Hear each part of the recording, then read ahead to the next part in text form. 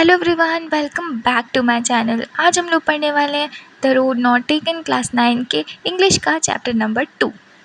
तो कभी ना कभी लाइफ में आपके ऐसा सिचुएशन आया ही होगा जिसमें आपको समझ में ही नहीं आया होगा कौन सा पार्ट चूज़ करे। तो ये जो पोएम है ना, एक ऐसी सिंपल सी पोएम है जो हमें लाइफ का डीप मीनिंग्स एकदम सिंपल वे में समझाती है। तो चलो शुरू करते हैं। फर्स्ट स्टैंजा में पोएट बोलते हैं, two roads diverge in a yellow wood and sorry I could not travel both and be one traveler long I stood and looked down one as far as I could to where it bent in the undergrowth। जो poet है वो ये describe करना चाहते कि जो life में जो मोमेंट्स होते हैं जिसमें हमें बहुत ज़्यादा कन्फ्यूज़न होता है और हमें लाइफ में डिसीजंस लेनी होती है। तो फर्स्ट लाइन में पोइट बोलते हैं कि मैं यहाँ पे एक येलो फॉरेस्ट में खड़ा हुआ हूँ और यहाँ पे ऑटम सीजन चल रहा है और मैं देख रहा हूँ कि मेरे सामने में दो रोड्स हैं, लेकिन मैं एक ही ट्रैवलर हूँ और ये बहुत दुख की बात है उनके लिए कि वो दोनों जगह एक साथ पर ट्रैवल नहीं कर सकते, दोनों पाथ पर वो नहीं जा सकते ना। तो ये जो दो रोड्स हैं ना वो सिम्बलाइज़ कर रहे हैं जो हमारे लाइफ में डिफरेंट चॉइस होती है और अपॉर्चुनिटीज़ आती है हमारे लाइफ में, उसके बारे में। फिर वो आगे बोलते हैं कि यहाँ पे मैं बहुत देर से खड़ा हूँ और ये सोच रहा हूँ कि मुझे कौन सी रूट चूज़ करनी चाहिए। जैसे हम भी अपनी लाइफ के बारे में सोचते हैं ना, हमें कौन सा वे चूज़ करना चाहिए।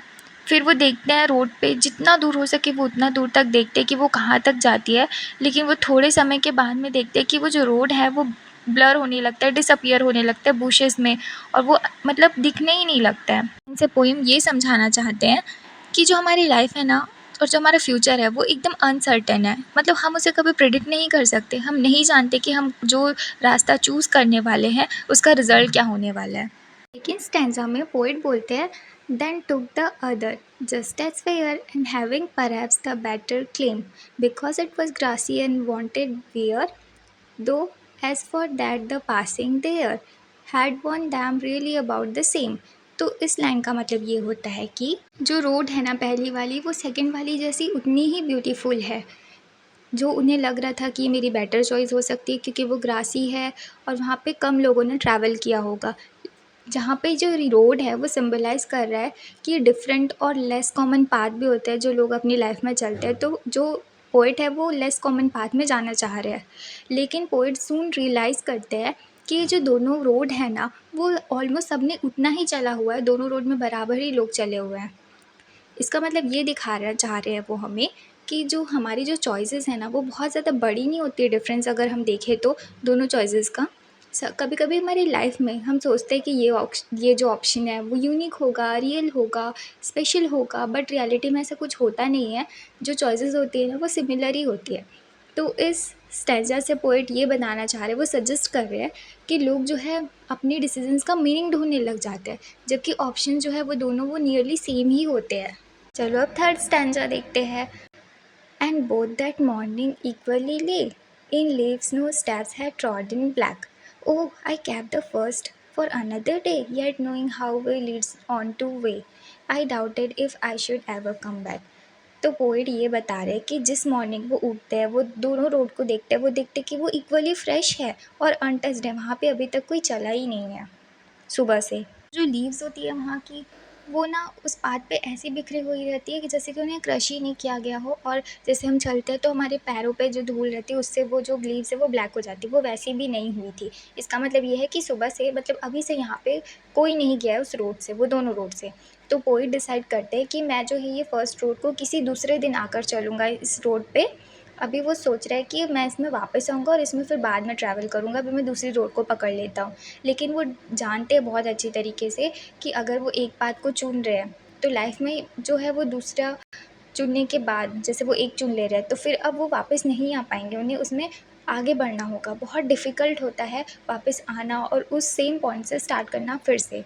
इस स्टैंजा में ये हाईलाइट करना चाहते हैं वो लाइफ के बारे में एक ऐसा सच, क्योंकि हम जानते हैं कि अगर हमने कोई चॉइस बना ली है तो वो हम ऐसा जनरली तो यही होता है कि हम उसमें वापस नहीं आ पाते वो पाथ में, और हमें बहुत ही रेयरली वो चांस मिलता है कि हम वापस जाए और फिर से वो दूसरी पाथ को चूज़ करें। तो इससे ये दिखाना चाह रहे हैं वो कि जो लाइफ है बहुत अनसर्टेन होती है और हमारे डिसीजंस मतलब हम जान नहीं सकते कि वो आगे हमें क्या दिखाने वाले हैं। Fourth stanza, I shall be telling this with the sigh somewhere ages and ages hence two road diverge in a wood and I took the one less traveled by, and that has made all the difference. इस stanza का मतलब ये है कि अपने आप को ना इमेजिन कर रहे हैं बहुत सालों बाद, वो पीछे देखते हैं इस मोमेंट पे जो अभी वो जी रहे हैं, क्योंकि वो बहुत ज़्यादा साल बाद वो वापस देख रहे हैं। वो देखते हैं और बोलते हैं कि मैं ये स्टोरी ना एक साइक के साथ बताऊँगा, मतलब एक जो फीलिंग होती है जिसमें हम एक्सप्रेस करते हैं वो फीलिंग, जिसमें सैटिस्फैक्शन हो, रिग्रेट हो, नॉस्टैल्जिया हो या फिर डीप रिफ्लेक्शन हो। वो रिकॉल कर रहे हैं कि कैसे जो 2 रोड है सेपरेट हुए थे एक फॉरेस्ट में, सिंबलाइज़ कर रहे हैं यहाँ पे कि जो उनके पास चॉइसेस थी लाइफ में। तो पोएट बोलते हैं कि वो जो उन्होंने रोड को चूज़ किया था, वो वैसा रोड था जिसे बहुत कम लोगों ने चूज़ किया था, बहुत वहाँ से बहुत कम लोग गुज़रे थे। मतलब कि वो ये बताना चाह रहे हैं कि उन्होंने एक ऐसा पाथ सिलेक्ट किया है जो बहुत कम लोग इसे सिलेक्ट करते हैं और कॉमन भी नहीं होता लोगों के लिए। उनके जो अकॉर्डिंग ये सिचुएशन जो है ना और डिसीजंस, यही जो है ना बहुत ज़्यादा डिफरेंट करती है उनकी लाइफ को। ये स्टैंज़ा कन्वे कर रहा है आइडिया को कि वो जो चॉइस है हमारी, जो हम भी चॉइस लेते हैं ना, वो हमारी लाइफ और हमारे फ्यूचर को पूरी तरीके से शेप कर देता है और वो इन्फ्लुएंस करता है जो हम लाइफ जीने वाले हैं उस डायरेक्शन की तरफ।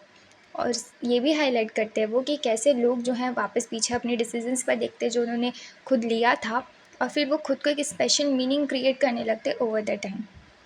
तो आई होप आपको ये चैप्टर समझ में आया होगा। ये पोएम बहुत ही खूबसूरत थी, और अगर ये प्यारी सी पोएम आपको समझ में आ गई है और ईज़ी लगने लग गई है, तो प्लीज़ मेरे चैनल को लाइक करो, सब्सक्राइब करो और शेयर करना मत भूलना। Thank you.